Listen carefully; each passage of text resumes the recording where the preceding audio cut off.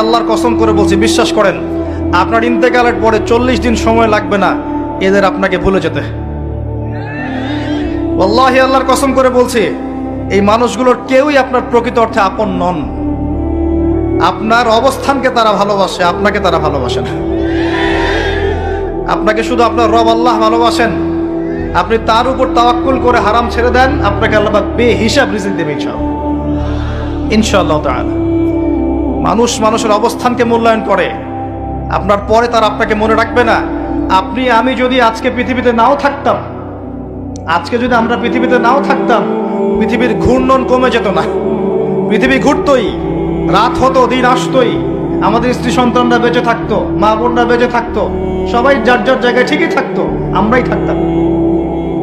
এটাই বাস্তবতা, এটাই দুনিয়ার নির্মম বাস্তবতা। তাহলে এই দুনিয়ার সংক্ষিপ্ত জীবনে কাদের কথা চিন্তা করে আপনি আল্লাহর অবাধ্যতা করছেন?